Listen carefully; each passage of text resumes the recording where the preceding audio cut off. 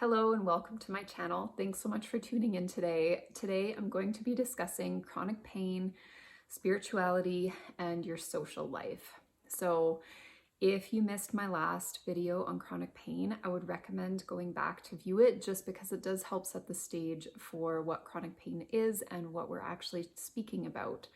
Since there are different kinds of pain and pain isn't always indicative of damage in the body. So check out that video for more discussion on that. Today, I really want to get into why it's so important to have an open mind if you have a diagnosis of chronic pain, persistent pain, ongoing pain. These are all the ways that we call pain that lasts for more than 3 to 6 months.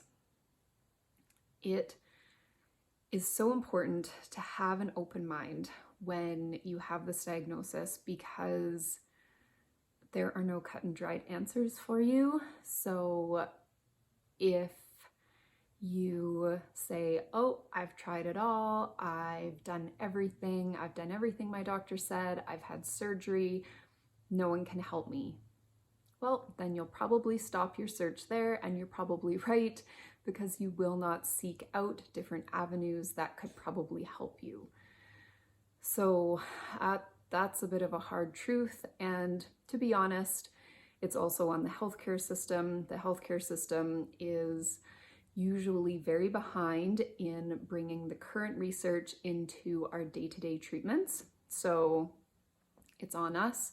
We are working on it. There are so many people who are very passionate about helping people with chronic pain because, yes, it is an area where people fall through the cracks all the time. People don't get great care, and people aren't well educated as to what's actually going on and what's actually going to help them. So, as with anything that's uncertain like this, being your own advocate and being open to different possibilities, different practitioners, is so incredibly powerful. So let's talk about spirituality and chronic pain. Things that you may not think would be that related or that important for each other, but actually it's been shown in a lot of different research studies that people who have ongoing pain and who have some kind of spiritual practice, this could be anything from their religion where they go to church, it could be a philosophical belief system, it could even mean practicing mindfulness meditation. There's a wide variety here, but something that you identify with as a spiritual practice that has actually been shown to be correlated with lower pain levels. So something that helps you have some kind of support for your thoughts, something that helps promote optimism, something that maybe even helps provide a framework for understanding how life works. And of course, there's the community aspect as well, especially if your spirituality involves going to church or being with a group, studying scriptures with a group. You have an automatic support system built in, which is very powerful. We'll talk about that a little bit more in a second. But as far as spirituality goes, it doesn't have to be what you would classically think of as spirituality. It could be seeing a spiritual healer. It could be working with somebody who does like mind-body healing, somebody who works in epigenetics.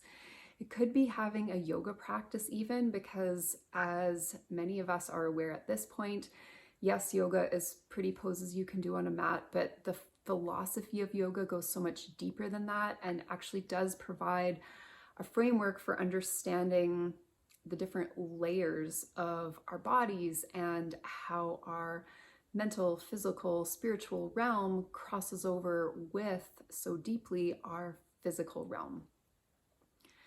So another area to have an open mind if it's something that you have never explored or you've been wanting to explore, Spirituality can be so powerful in aiding you to cope with chronic pain and to actually experience less pain.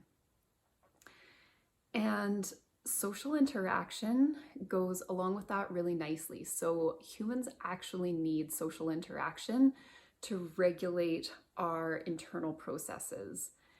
Our nervous systems are served very well by being in contact with people that we love.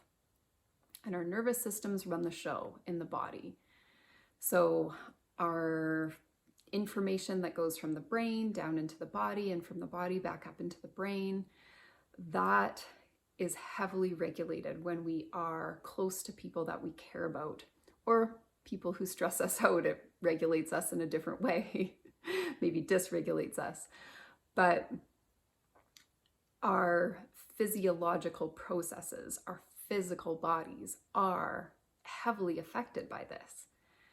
That's huge, especially in this pandemic. And I know if you have followed the opioid crisis at all, you've seen that the numbers have gotten higher in the pandemic, and it's so sad to see. And a lot of it probably has to do with social isolation. Touch, eye contact, communication, even just being close to another person, all of those things can have huge benefits for our nervous system. So if you have ongoing pain, having social support is even more important. It's important for all of us, but with ongoing pain, it can make such a huge difference. So there's a few kind of different ways, different avenues to explore if you have an ongoing pain diagnosis. As always, feel free to reach out to me. I love chatting about this stuff. If you liked this video, please give me a like below and subscribe to my channel. I will continue posting on the mind-body connection and short yoga classes alternating every other week. Have a great rest of your day.